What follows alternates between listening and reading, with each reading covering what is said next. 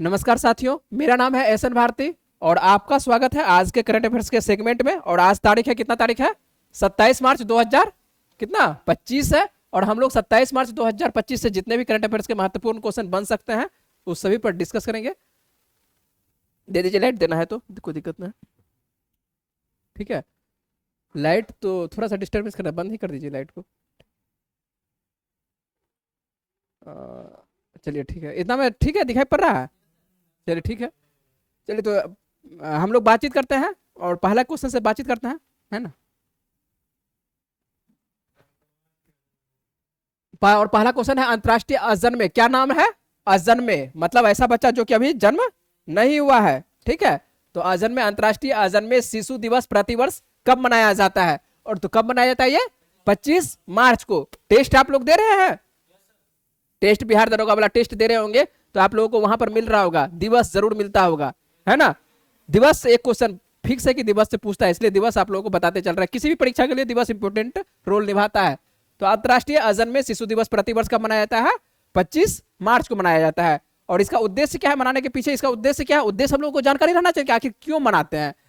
तो अजन्मे बच्चों का मूल्य और महत्व के बारे में जागरूकता बढ़ाना और गर्भपात की निंदा, देखिए गर्भपात के बारे में अभी जस्ट पढ़े थे, गर्भपात की निंदा करते हुए उनके अधिकारों की सुरक्षा को बढ़ावा देना है। क्या करना है?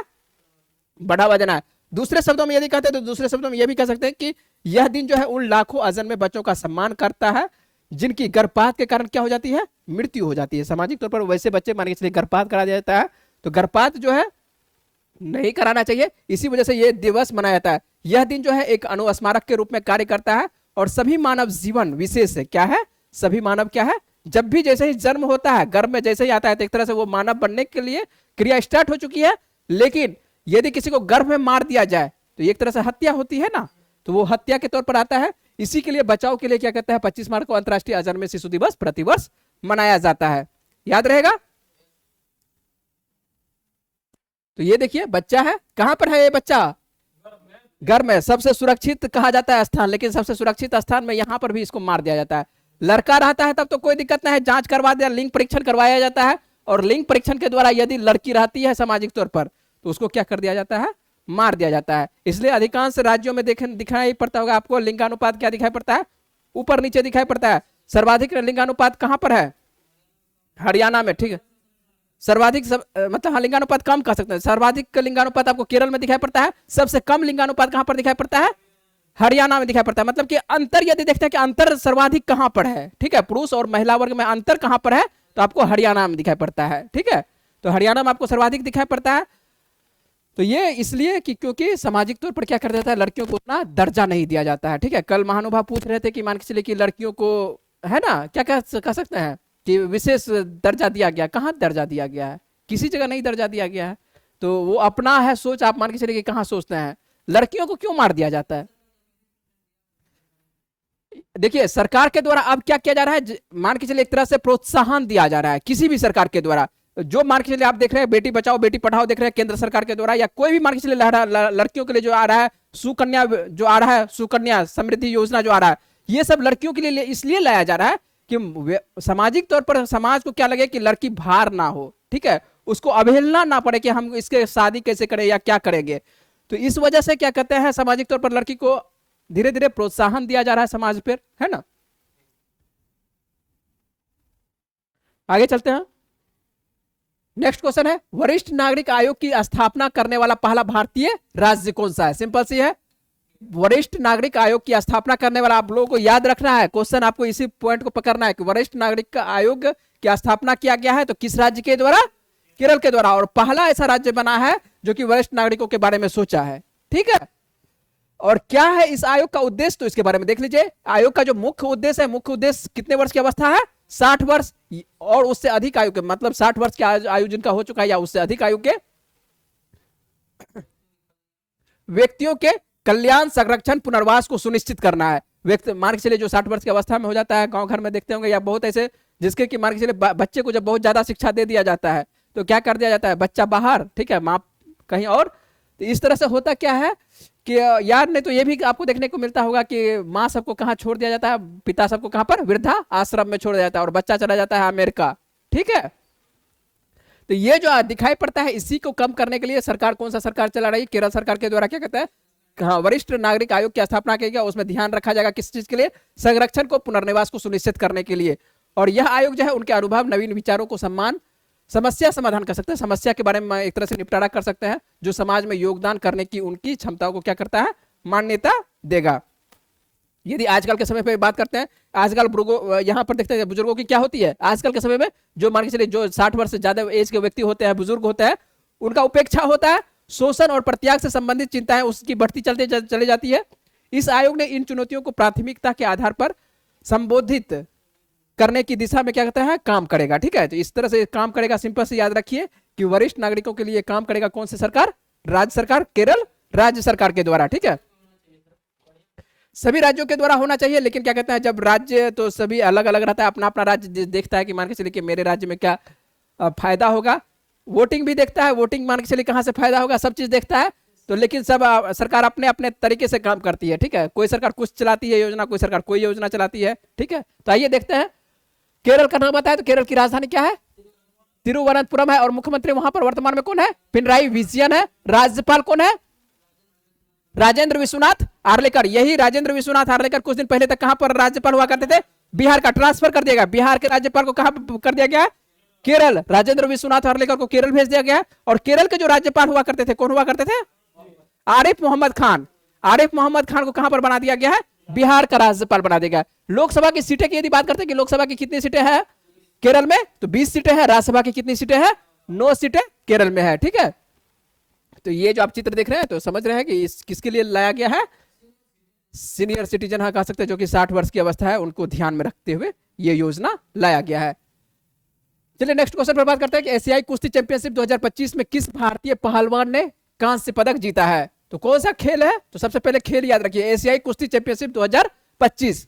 तो ये कौन जीते हैं, नितेश जीते हैं। और नितेश के साथ साथ एक और नाम है आपको याद रखना है, सुनील। लिखा है कहीं पर, कहां पर है, यहां पर सुनील कुमार। ठीक है, जस्ट नीचे में 2 नाम याद रखना है कि अभी खेल चल ही रहा है, और नाम आएगा तो हम आपको ऐड करते चलेंगे। अभी तक मैं आपको 2 नाम याद रखना है, नितेश को याद रखना है, सुनील कुमार को याद रखना है। सुनील कुमार 57 किलो वर्ग वाले में जीते हैं। ठीक है, और ये जो आपको नितेश जीते हैं कितने किलो वर्ग वाले में, 97 किलोग्राम। दोनों के 10-10 केजी का डिफरेंट है। ठीक है, 22 साल के नितेश ने जो है पहले मुकाबले में काजिकिस्तान के इलियास को क्या करते हैं, 9-0 से ये हराकर सेमीफाइनल में, मान के चले कि क्या कह सकते हैं कि पहले मुकाबले में काजिकिस्तान के इलियास को 9-0 से हराया। लेकिन सेमीफाइनल में देखिएगा, सेमीफाइनल में ये ईरान के ओलंपिक चैंपियन मोहम्मद हादी से क्या हो जाते हैं, ये पराजित हो जाते हैं। ठीक है, तो हाँ, मान के चलिए कि सेमीफाइनल में ये पराजित हो जाते हैं, इसलिए सेमीफाइनल में पराजित होते हैं, इसको कांस्य पदक दिया जाता है। ठीक है, हाँ ठीक है, तो आइए ध्यान रखिएगा। तो जॉर्ड, ये जो खेल चल रहा है कहां पर, एशियाई कुश्ती चैंपियनशिप चल कहां पर रहा है, एशियाई कुश्ती चैंपियन कहां पर चल रहा है, ये अम्मान में, जॉर्डन के अम्मान में ये जारी हो रहा है। ठीक है, एक तरह से कह सकते हैं कि अभी वर्तमान में कहां पर ये चल रहा है, जॉर्डन के अम्मान में चल रहा है। और ये चैंपियनशिप 2025 है, कौन सा चैंपियनशिप, एशियाई कुश्ती चैंपियनशिप। ध्यान रहेगा, एशियाई कुश्ती चैंपियनशिप डायरेक्ट पूछेगा कि किस देश में इसका आयोजन किया जा रहा है, तो कहां पर, जॉर्डन के अम्मान शहर में किया जा रहा है। और ये जो देख रहे हैं आप, यही है नितेश। कौन है नितेश, इसमें आपको पता चल रहा है, ये जो ब्लू है, ठीक है, जो ब्लू वाले हैं ये है नितेश है। ठीक है, तो क्या कहते हैं, इन्हीं के द्वारा कांस्य पदक जीता गया है। तो सिंपल सी बात है, खेल कुश्ती खेल रहे हैं तो कुश्ती में तो वही रहेंगे, मान के चले कि जिनका शरीर अच्छा रहेगा, खान पान अच्छा रहेगा, वही ना लड़ेंगे, है ना। देश का प्रतिनिधित्व कर रहे हैं, यदि भारत का प्रतिनिधित्व कर रहे हैं तो समझ सकना है पूरे तरह से, पूरे भारतीय का प्रतिनिधित्व कर रहे हैं। हाल ही में नोयान क्या है, नोयान ट्रेडिंग्स के अधिग्रहण किसने किया है। ठीक है, एक कंपनी है नोयान ट्रेडिंग्स, और इसका अधिग्रहण कर लिया गया किसके द्वारा, रिलायंस इंडस्ट्री के द्वारा। रिलायंस इंडस्ट्री किसका है, मुकेश अंबानी का है। और इसी के नेतृत्व वाली रिलायंस इंडस्ट्रीज जो है अपनी पूर्ण स्वामित्व वाली सहायक company Reliance strategic business ventures limited के माध्यम से क्या करता है, किसको एक तरह से अपने में मिला लेता है, नोयान ट्रेडिंग्स प्राइवेट लिमिटेड को। नोयान है एक तरह से नौसेना में जो काम करता है, जो भी मान के चले एक तरह से क्या कर सकते हैं उसको, जो नाविक सब तैयार करता है, नौसेना का जो नौ सब तैयार करता है। ठीक है, हाँ, एनटीपीएल के द्वारा। तो ये तैयार करने वाला इसी को कौन अधिग्रहण कर लेता है, रिलायंस इंडस्ट्रीज क्या कर लेता है, अपने में इसको मिला लेता है। तो एक तरह से ये डायरेक्ट पूछा जाएगा आपको कि मान के चलिए नोयान इंडस्ट्रीज को कौन सी कंपनी अपने में अधिग्रहण कर लिया है, तो रिलायंस इंडस्ट्रीज के द्वारा। ठीक है, और रिलायंस इंडस्ट्रीज तो मुकेश अंबानी का है ही, आप लोगों को मालूम है। नेक्स्ट क्वेश्चन पर चलते हैं, और नेक्स्ट क्वेश्चन हम लोग के सामने में, हाल ही में किस मंत्रालय ने बालपन की कविता पहल शुरू की है? कौन सा कविता है? बालपन की कविता। जब भी आप ग्रुप डी का एग्जाम आने वाले दिनों में है, ग्रुप डी एग्जाम के लिए ये इंपोर्टेंट रहेगा। मंत्रालय जब भी आपको बोल रहे हैं कि मंत्रालय आता है तो मंत्रालय उसके लिए इंपोर्टेंट रहेगा। हाल ही में किस मंत्रालय ने बालपन कविता पहल शुरू किया है? तो किसके द्वारा? महिला एवं बाल विकास मंत्रालय के द्वारा। शिक्षा मंत्रालय ने जो है बालपन कविता पहल शुरू किया, किसके द्वारा? बालपन कविता स्टार्ट किया गया है महिला एवं बाल विकास मंत्रालय के। यह जो है युवा शिक्षार्थियों के लिए भारतीय कविताओं का पुनर्जीवित करने और पुनर्स्थापित करने का एक उद्देश्य से इसको लाया गया है। ठीक है, यदि दूसरे भाषा में कहते हैं तो इस पहल का उद्देश्य क्या है? तो छोटे बच्चे जो कह सकते हैं, जो छोटे बच्चे होते हैं उसे अपनी मातृभाषा में आसानी से समझने योग्य या आनंददायक कविताओं के माध्यम से क्या कर सकते हैं, अपने आसपास की दुनिया को कह सकते हैं कि समझने के लिए ये तैयार किया गया है। ठीक है, कोई दिक्कत? याद रहेगा? थोड़ा स्पीड हो रहा है क्या? ठीक है, चलिए। भारत ने हाल ही में किस देश के साथ ग्रीन और डिजिटल शिपिंग कॉरिडोर के लिए आशय पत्र, सिंपल है, किसके लिए हस्ताक्षर किया गया? किस देश के साथ? हाल ही में भारत किस देश के साथ क्या कहते हैं, ग्रीन डिजिटल शिपिंग कॉरिडोर के लिए हस्ताक्षर किया है? सिंगापुर के साथ। किसके साथ? सिंगापुर के साथ। सिंगापुर भारत के बीच में जो है ग्रीन डिजिटल शिपिंग एक आशय पत्र पर क्या करता है, हस्ताक्षर करता है, जिसमें डिजिटलीकरण और कार्बन, जो हम लोग कार्बन रिलीज करते हैं, जितना जो एक तरह से जो भी कंपनी होती है, कार्बन क्या करेगा? धुआं निकलेगा तो कार्बन तो निकलेगा ही। ठीक है, कार्बन मुक्त परियोजनाओं पर ध्यान केंद्रित किया जाएगा। कार्बन जब ज्यादा रिलीज होगा तो सिंपल सी बात है कि कौन सा गैस प्रभावित हो रहा है? हरितगृह प्रभाव। ठीक है, हरितगृह प्रभाव जब मान के चलिए जितना कार्बन डाइऑक्साइड आप लोगों को पता होगा किसके अंतर्गत आता है? ग्रीन हाउस गैस के अंतर्गत आता है। और ग्रीन हाउस गैस क्या काम करती है कि तापमान को बढ़ा, जितना यदि अधिक होगा तो सूर्य की रोशनी तो उधर से आएगी, लेकिन इधर से जो मान के चलिए जो तापमान है विकिरण के रूप में वो निकल नहीं पाती है, जिसकी वजह से धीरे धीरे टेम्परेचर क्या हो जाएगा? बढ़ता चला जाएगा। तो ये एक तरह से हानि है, उसी को कम करने के लिए एक हस्ताक्षर किया जाता है, किसके द्वारा? सिंगापुर के द्वारा। ठीक है, ज्योग्राफी को देख रहे हैं किससे जुड़ रहा है? ये करंट अफेयर से जुड़ रहा है, तो ज्योग्राफी के साथ साथ करंट अफेयर्स को ध्यान में रखते रहना है। आइए मैप पर देख लेते हैं, हमें आपको अवस्थिति सिर्फ दिखा देते हैं कि सिंगापुर की अवस्थिति है कहां पर। तो यहाँ आपको दक्षिण एशिया के अंतर्गत ये देश दिखाई पड़ता है, आपको दिखाई पड़ता है सबसे पहले यहाँ पर देखिए मलेशिया दिखाई पड़ता है। मलेशिया, यहाँ पर कौन सा देश दिखाई पड़ता है? इंडोनेशिया और मलेशिया और इंडोनेशिया के बीच में एक छोटा सा मैप दिखाई पड़ रहा है ना, इसी को क्या बोलते हैं? सिंगापुर बोलते हैं। ठीक है, तो सिंगापुर दिखाई पड़ रहा है मैप में, देखिएगा तो एटलस में दिखाई भी नहीं पड़ता है ये।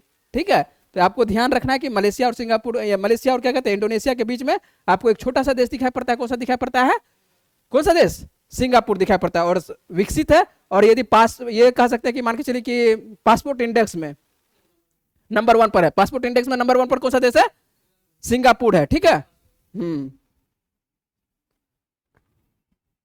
चले आगे। और नेक्स्ट क्वेश्चन हम लोग सामने में, हाल ही में किस मंत्रालय ने डिजिटल फसल सर्वेक्षण प्रणाली शुरू किया? किसके द्वारा स्टार्ट किया गया? फसल सर्वेक्षण है, तो फसल सर्वेक्षण सिंपल सा नाम आ जाता है, तो कृषि और किसान कल्याण मंत्रालय के द्वारा। कृषि और किसान कल्याण मंत्रालय के द्वारा मोबाइल इंटरफेस के माध्यम से बोई गई फसल जानकारी एकत्र करने के लिए डिजिटल फसल सर्वेक्षण प्रणाली स्थापित किया गया है, जिससे यह सुनिश्चित होता है कि डेटा सीधे खेत से लिया जाए, और यह डेटाबेस जो है प्रत्येक कृषि भूखंड के में सटीक और वास्तविक समय की क्या कर सकता है? फसल क्षेत्र की जानकारी प्रदान करता है। ठीक है, जो सटीक उत्पादन अनुमान लगाने में क्या करेगा? मदद करेगा। और कृषि और कल्याण राज्य मंत्री वर्तमान में कौन है? रामनाथ ठाकुर। रामनाथ ठाकुर किस राज्य से है? बिहार से ही है। ठीक है, नहीं पहचान रहे हैं? ठीक है, रामनाथ ठाकुर क्या कहते हैं, आपको ये कह सकते हैं कि इसके सांसद हैं राज्यसभा के तौर पर, क्या कहते हैं, जदयू ना, जदयू के। ठीक है, जदयू की तरफ से, जदयू पार्टी से है। ठीक है, रामनाथ ठाकुर।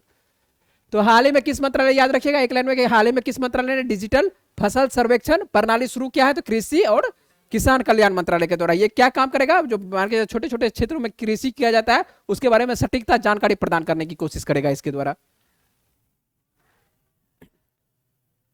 नेक्स्ट क्वेश्चन हम लोग के सामने में, हाल ही में खबरों में रही पीएम वाणी। ठीक है, पीएम वाणी, और इसका फुल फॉर्म लेता है तो प्रधानमंत्री वाईफाई एक्सेस नेटवर्क इंटरफेस योजना किससे संबंधित है? तो ये योजना किससे संबंधित है?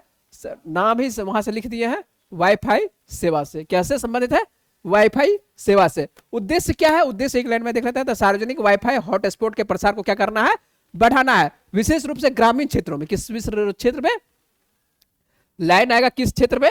ये आप लोगों को क्वेश्चन पूछा जाएगा कि मान के चलिए कि ये जो लाया गया है पीएम वाणी योजना किस क्षेत्र के लिए, तो किस विशेष रूप से ग्रामीण क्षेत्रों को मजबूती, डिजिटलीकरण, बुनियादी ढांचे को निर्माण कर जहां से दिया जाएगा। ठीक है, स्थानीय व्यवसाय को इससे क्या बनेगा, बिना लाइसेंस या शुल्क वाईफाई प्रदाता बनने की अनुमति देकर व्यापार करने में मान के चलिए बढ़ावा मिलेगा। तो ग्रामीण क्षेत्रों में जो एक तरह से कह सकते हैं कि जो एक तरह से फायदा मिलेगा इससे, है ना, कि व्यापार भी फायदा मिलेगा और एक तरह से व्यक्तियों को भी फायदा मिलेगा। चलिए आगे क्वेश्चन पर हम लोग चलते हैं। 2025 के प्रतिष्ठित संगीता कलानिधि पुरस्कार, और ये भी परीक्षा में पूछा जाता है, आपको डायरेक्ट पूछा जाता है कि संगीता कलानिधि पुरस्कार किसे दिया जाएगा या दिया गया है। ठीक है, तो ये किसे दिया गया है, आर के श्रीरामपुर को। किसके दिया गया है, आर के श्रीरामपुर को दिया गया है। प्रसिद्ध, ये जो आप देखिए एक लाइन यहां पर ये भी रखना है, ये क्या है, वायलिन वादक है। क्या है, वायलिन वादक। आपको नाम में क्वेश्चन पूछेगा, डायरेक्ट पूछेगा आर के, यहां से किसी तरह से पूछा जा सकता है जीके में कि आर के श्रीराम कुमार वादक किस वाद्य यंत्र से संबंधित है, तो किस वाद्य यंत्र से संबंधित है, तो वायलिन से संबंधित है। या आपको 4 ऑप्शन में दिया हुआ रहेगा, उसमें से दिया हुआ रहेगा कि इसमें वायलिन के वाद्य यंत्र कर्ता कौन है, तो कौन है, श्रीराम कुमार। और इसी को हाल ही में क्या मिलेगा, कौन सा पुरस्कार दिया गया, संगीता कलानिधि। किसी तरह से क्वेश्चन पूछने का तरीका अपना अपना हो सकता है, किसी तरीके से पूछा जा सकता है। यदि आप इतना बात याद रखिएगा तो इस तरह क्वेश्चन बनेगा। 2025 का प्रतिष्ठित कलानिधि पुरस्कार इसके दिया गया है। यह सम्मान जो है कर्नाटक संगीत में दिया जाता है। किस संगीत में दिया जाता है, हिंदी संगीत में दिया जाएगा, नहीं दिया जाएगा। कर्नाटक संगीत में उनके महत्वपूर्ण योगदान के लिए दिया जाता है, विशेष रूप से ये वायलिन के क्षेत्र से संबंध है। ठीक है, ये जो आपको दिखाई पड़ रहा है यही कौन है, आर के पुरम। ठीक है, कौन, क्या नाम है, श्री आर के पुरम। ठीक है, ये आपको जो दिखाई पड़ रहा है ये वायलिन के वादक है और इन्हीं को दिया गया है संगीता। ठीक है, हाँ चले आगे। भारत के किस राज्य से जीआई टैग वाली डैले मिर्च की पहली खेप सोलोमन द्वीप समूह को निर्यात किया गया। किस द्वीप को, सोलोमन द्वीप को। ठीक है, कौन सा, डैले मिर्च। कौन सा, आपको याद रखना है कि डैले मिर्च। ठीक है, मिर्च को भेजा कहां गया है, सोलोमन द्वीप भेजा गया। और ये किस राज्य में होता है डैले मिर्च, सिक्किम में। ठीक है, डैले मिर्च का जो उत्पादन होता है कहां पर होता है, भारत में सिक्किम में होता है। तो सिक्किम से सोलोमन द्वीप तक क्या कहते हैं, 15,000 किलोग्राम जीआई टैग, 15,000 ना है, 15,000 किलोग्राम जीआई टैग वाली डैल मिर्च का जो है निर्यात के लिए इसको एक अनूठी पहल कर सकता है। और सीधा याद रखिए इसको कहां भेजा गया है, सोलोमन द्वीप भेजा गया।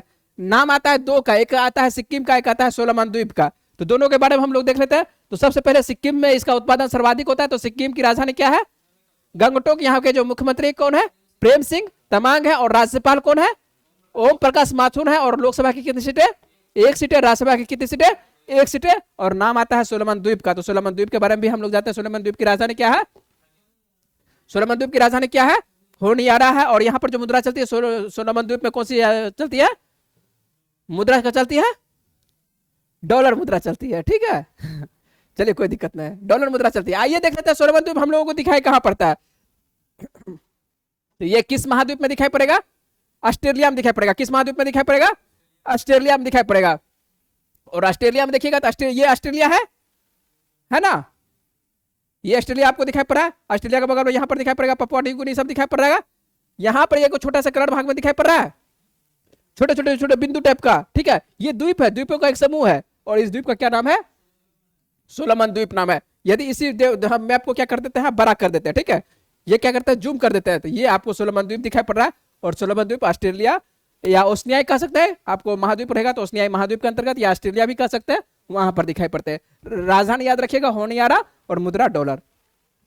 और ये जो आपको दिखाई पड़ा है, ये जो दिखाई पड़ा है ये कौन है, डैले मिर्च। ठीक है, इसी मिर्च को, ये मिर्च कहां पर उत्पादन होता है, सिक्किम में होता है। ठीक है, देखे होंगे इस प्रकार का मिर्च है ना, मुसल्लापुर हाट में आपको दिखाई पड़ता होगा। ठीक है, तो आपको क्या कहते हैं, ये सर्वाधिक उत्पादन क्या कहते हैं, सिक्किम में होता है। एक विशेष मिर्च है और इसको भेजा गया है कहां, सोलोमन द्वीप भेजा गया है। समझ रहे, उत्पादन कहां भेज कहां रहा है।